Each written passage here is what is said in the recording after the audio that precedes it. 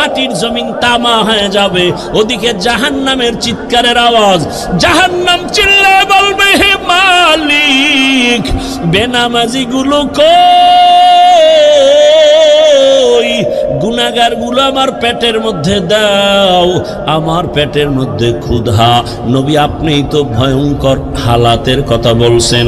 জাহান্নামের চিৎকারে হাসরের ময়দানটা থরথর করে কেঁপে উঠবে।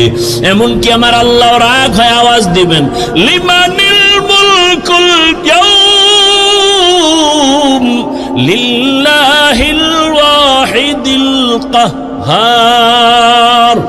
এত কঠিন আওয়াজ হবে, হাসরের ময়দানটা থরথর করে কাঁপতে থাকবে।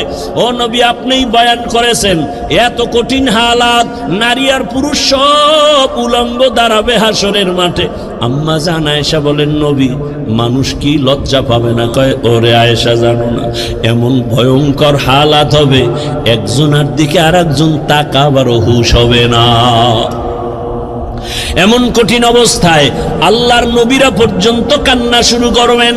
আদম নবী কান্না করবেন, ঈসা নবী কান্না করবেন, ইব্রাহিম নবীর কান্না, মুসা নবীর কান্না, দাউদ পয়গম্বরের কান্না, নূহ পয়গম্বরের কান্না চলবে। নিজের উপায় নাই, কি উপায় হবে সেই চিন্তা, উম্মতের চিন্তা নাই। ইয়া রাসূলুল্লাহ, এক পর্যায়ে আল্লাহ আবার একটা কঠিন আওয়াজ দিবেন, ওয়ামতাজুল ইয়াউমা আইয়ুহাল মুজরিমুন। আল্লাহ একটা গায়বী আওয়াজ দিয়ে বলবেন, ও গুনাহগারেরা, ও বেনামাজিরা, ও বেপরদাওয়ালারা, যারা কোরআন হাদিস মানো নাই, আলেম ওলামা মানো নাই, নবী রাসূল মানো নাই, আজকে আমার নেককারদের থেকে তোরা আলাদা হইয়া যা, নেককারদের থেকে আলাদা হ। গুনাহগারেরা ভয়ে আলাদা হবে না। আল্লাহ বলবে, আমি কুদরতি ভাবে বাছুনি দিব, বাঁচতে গিয়া যখন ধরে ফেলবো, ওই গুনাহগার গুলো বাতাসের মতো উড়িয়া উড়িয়া জাহান্নামের রাস্তায় পড়বে।